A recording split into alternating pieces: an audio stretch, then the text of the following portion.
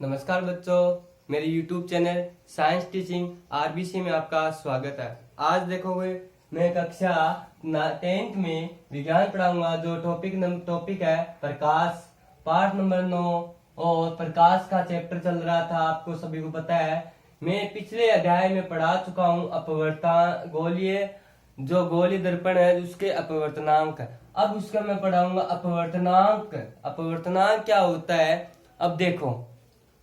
किन्हीं दो माध्यमों के लिए होने वाली दिशा परिवर्तन के विस्तार को अपवर्तनांक, मतलब कोई दो माध्यम होंगे।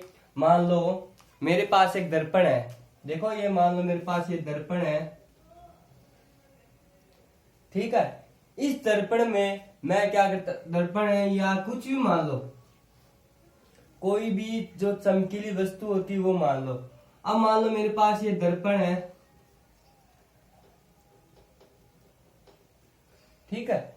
इस दर्पण में जब कोई प्रकाश किरण टकराती है, टकराने के बाद देखो मैंने एक माध्यम से दूसरे माध्यम में प्रवेश करती है, एक माध्यम से दूसरे माध्यम में प्रवेश करती है, तो माध्यम 2 का माध्यम 1 में सापेक्ष अपवर्तनांक माध्य 1 में प्रकाश का चाल v1 तथा माध्य 2 में प्रकाश की चाल v2 के अनुपात के बराबर होता है। अभी कैसे हुआ देखो, बता देता हूं आपको अनुपात वाला। अब देखो अनुपात में क्या है कि देखो मैं लिख देता हूं न्यू, देखो न्यू मैं लिख देता हूं न्यू, या न्यू ये लिख देता हूं पहले न्यू 21, तो बराबर में लिख सकता हूं v1 अपॉन या लिख सकते हैं v2 अपॉन v1, ठीक है। अब इसका मैं यह अब इसमें और बोला है, देखो इसमें आगे क्या बोला है, सापेक्ष अपवर्तनांक माध्य 1 में प्रकाश की चाल v1 तथा माध्य 2 में प्रकाश की चाल v2 के अनुपात के द्वारा व्यक्त किया जाता है, अनुपात के द्वारा। मानो न्यू बराबर 12, ठीक है, और v1 अपॉन v2। अब मैं इसको आपको हिंदी में बता देता हूँ क्या बोलते हो और क्या इन्हें v1 और v2 को हम क्या बोलते हैं। देखो अब आगे, अब देखो इसमें, अब मैं इसमें लिखता हूं, देखो इसको v2 को क्या बोला, प्रकाश का वेग हवा, देखो प्रकाश का हवा में वेग, ठीक है। अपॉन में लिख सकते हैं v1 क्या है, प्रकाश का माध्यम देखो माध्यम में वेग, ठीक है, ये लिख दिया। इसको मैं एक तरीके से और लिख सकता हूं, देखो कैसे, देखो इसको मैं लिखता हूं न्यू बराबर या ए ओमेगा, ठीक है, बराबर वी ओमेगा, या लिख सकते हैं देखो ए ओमेगा ए अपॉन, ठीक है, वी ओमेगा। अब इसको मैं क्या लिखता हूं, देखो आप दोनों एक जैसी चीज है, बात तो एक ही है, लेकिन क्या है लिखते हैं, प्रकाश का हवा में वेग कहाँ है, प्रकाश का वेग हवा में है, va का मतलब होता है va मान लो v1 मान लो, प्रकाश का वेग किसमें, अब हवा में आ रहा है, ठीक है। अब दूसरा प्रकाश का वेग पानी में वेग, अब पानी के अंदर वेग बता दिया, तो इसका मतलब है ये अपवर्तनांक होता है। और अब आगे इसमें और बताता हूं आपको कुछ चीजें।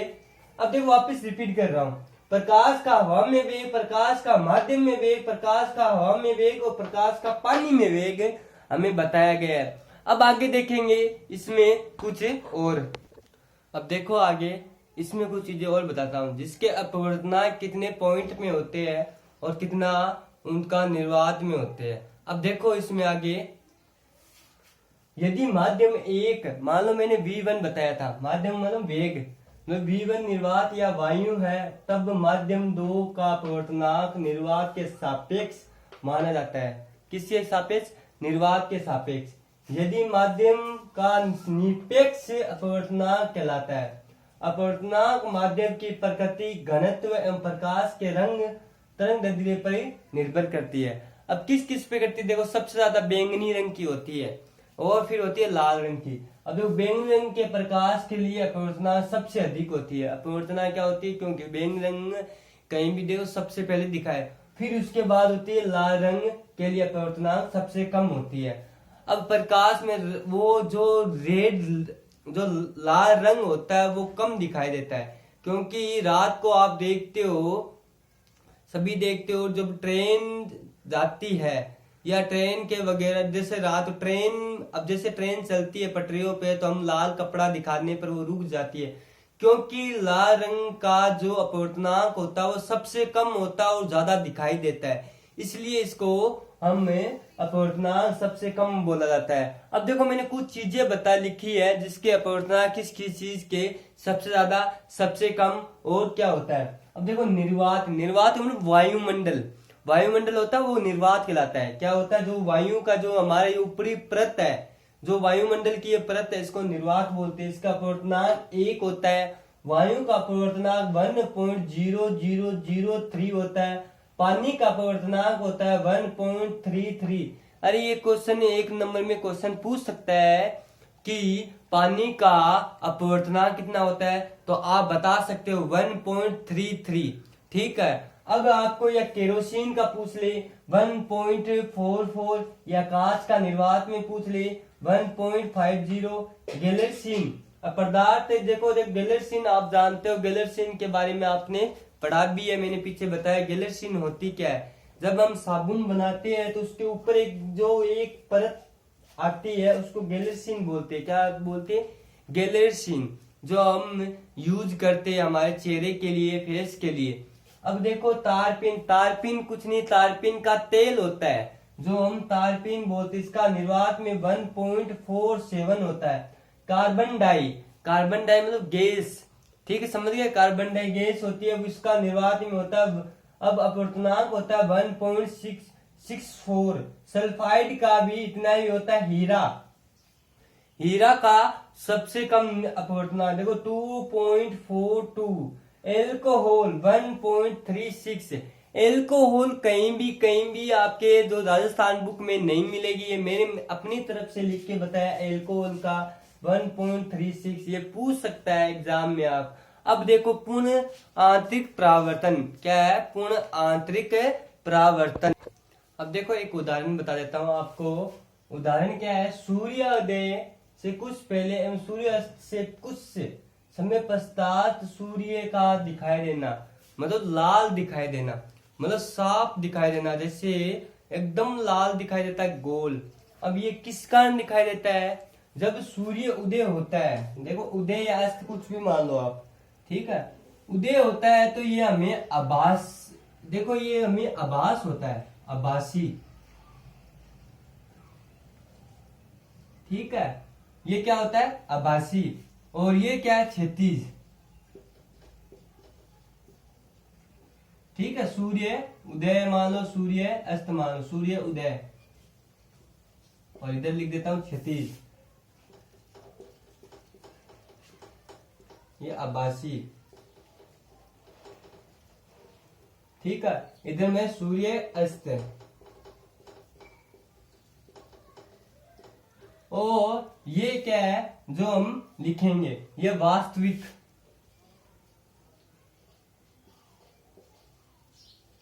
ये वास्तविक हो गया, ये वास्तविक हो गया।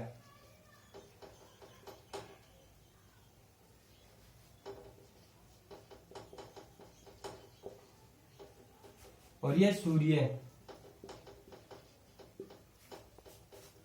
ये देखो मैंने लिखा है, जब सूर्य, जब उदय या उदय मान लो अस्त हो या उदय हो, मान लो जब सूर्य अस्त होता है तो ये सूर्य की जब किरणें या प्रकाश की किरणें जब सूर्य की वायुमंडल निर्वात से घनत्व से टकराती है, तो टकराने के बाद हमें प्रतीत होता है पृथ्वी के तल से ऊपर उठते हुए।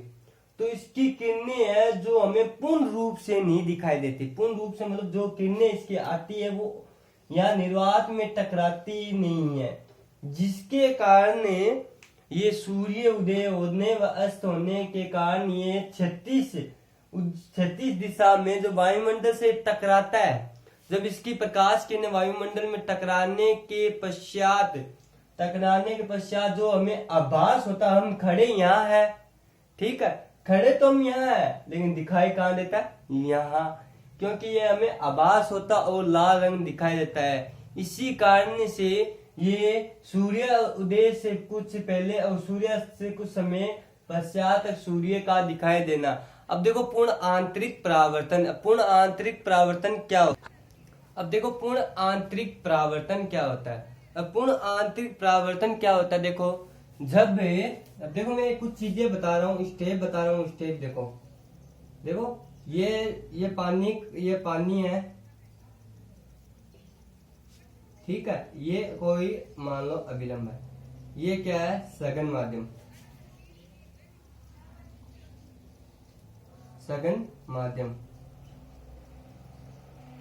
और ये क्या है, विरल माध्यम।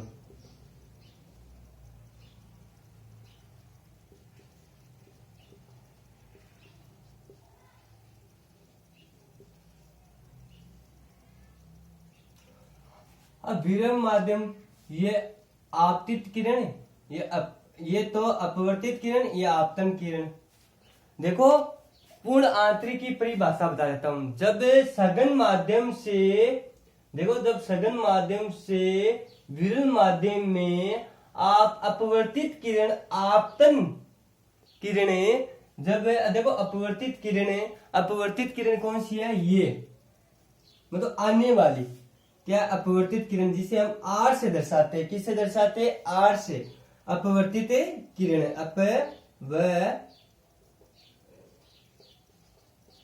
अपवर्तित किरण और आपतन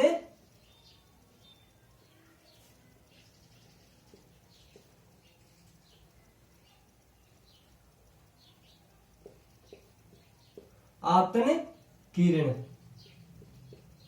अब ये आई, जितना आपतन कौन बनाएगा, अब ये क्या है, अब देखो पूर्ण आंतरिक परिभाषा, देखो इस चित्र के अनुसार बता दूंगा। सघन माध्यम से विरल माध्यम में जब आपतित किरण आ रहे और आपतन किरणें आई, जब ये अभिलंब से दूर हट जाती है, तो इस क्रिया को पूर्ण आंतरिक परावर्तन कहते हैं। अब जैसे जैसे इसको निर्वात या जैसे हम इसमें कार्तेन विधि से जैसे इसको हम अभिलंब से दूर हटाते जाते हैं, देखो इस किरण को मैंने दूर हटाई है, ये मैंने दूर हटा दी, तो आपतन कोण का जो मान होगा वो कितना हो जाएगा, 90 डिग्री। कितना हो जाएगा, 90 डिग्री। सेम वही प्रोसेस है, कुछ नहीं किया मैंने, यही सेम मैंने इधर बना के बताया। आपतन बिंदु में तो अभिलंब से मैं जैसे जैसे इसको दूर करूंगा तो इसका जो मान हो जाएगा, और ये क्या कहलाएगा, कार्तिक बिंदु। जैसे जैसे ये अपनी अभिलंब से हम क्या करते रहेंगे, दूर इसको हम जैसे जैसे अभिलंब को दूर हटाएंगे तो ये आपतन किरण का मान कितना हो जाएगा, 90 डिग्री। और जब सघन माध्यम से विरल माध्यम में अपवर्तित हो जाती है तो इस क्रिया को पूर्ण आंतरिक परावर्तन कहते हैं। ये देखो मैंने जैसे जैसे घुमाता गया इसको, और ये यहाँ, तो ये पूर्ण आंतरिक परावर्तन। अब देखो वर्णक्षेपण प्रतीक। अब वर्णक्षेपण क्या होती है, रंगों के बारे में, किस रंग का अपवर्तनांक अधिक होता है, किसका कम, निर्वात में, वायु में, ये मैं अभी बताता हूँ वर्णक्षेपण। अब देखो वर्ण विक्षेपण क्या होता है, ये आपके बताऊंगा। वर्ण विक्षेपण मतलब वर्ण मतलब विक्षेपण, रंगों का विस्तार होना, ऐसे ये क्या कहलाता है, वर्ण विक्षेपण। अब देखो सबसे पहले अब एक चीज बता देता हूं, मान लो एक प्रिज्म है, ठीक है, वर्ण विक्षेपण के बारे में बताता हूँ। ये प्रिज्म है, ठीक है, प्रिज्म, ठीक है, ये प्रिज्म है। मान लो मैंने एक पहले में एक कुछ करके बता देता हूं। मान लो मेरे पास एक प्रिज्म है, मैंने लेब से लिया है, उस प्रिज्म को मैंने सफेद प्रकाश, मतलब कोई सी भी रोशनी हो सकती है, मान लो सफेद प्रकाश। अब मैंने मान लो सफेद प्रकाश से इस प्रिज्म से मैंने गुजारा, ठीक है, तो गुजारने के बाद इससे जो सफेद प्रकाश गुजरता है तो इसको बोलते स्पेक्ट्रम। स्पेक्ट्रम होने के बाद 7 रंगों में ये बिखर जाती है। इस क्रिया को वर्ण विक्षेपण कहते हैं, जैसे red, orange, yellow, green, blue, indigo और वोल्टी। ये अनेक प्रकार की हो जाती है, इसे बोलते वर्ण विक्षेपण। लेकिन ये सबसे ज्यादा सूर्य के प्रकाश में वर्ण विक्षेपण होता है, ठीक है। अब हम देखो सूर्य के सामने हमें कभी भी नहीं देखने चाहिए, क्योंकि सूर्य के सामने देखने पर वर्ण विक्षेपण हमारे आंखों में गिरता है। सफेद प्रकाश गिरने के कारण जो हमारी आंखों की रोशनी भी जा सकती है। आप देखते हो कभी कभी बारिश हो जाती है, ठीक है, बारिश होने के बाद हमें इंद्रधनुष दिखाई देता है। इंद्रधनुष दिखाई देता है, सभी को पता है। इंद्रधनुष क्यों दिखाई देता है ये बता देता हूं। जब ये बारिश होने के बाद जब एक पानी की बूंद, मान लो पानी की बूंद होती है, उससे जब सूर्य का प्रकाश, सफेद प्रकाश उससे टकराता है, टकराने के बाद वर्ण विक्षेपण या स्पेक्ट्रम हो जाता है। इसके कारण हमें 7 रंग दिखाई देते हैं, इसे बोलते हैं हम इंद्रधनुष। इसी कारण हमें इंद्रधनुष में 7 रंग दिखाई देते हैं। ये सबसे पहले न्यूटन ने बताया था स्पेक्ट्रम के बारे में। अब इसको मैं याद करने की 100 ट्रिक बता देता हूं, आप कभी भूलोगे नहीं इस रंगों के बारे में। देखो VIBGY,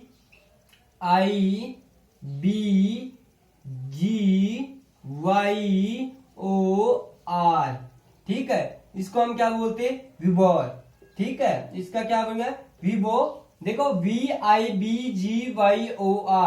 और सबसे ज्यादा रेड रंग का जो लाल रंग होता है उसका वर्ण विक्षेपण अधिक होता है, क्योंकि लाल रंग हमें सबसे ज्यादा दिखाई देता है।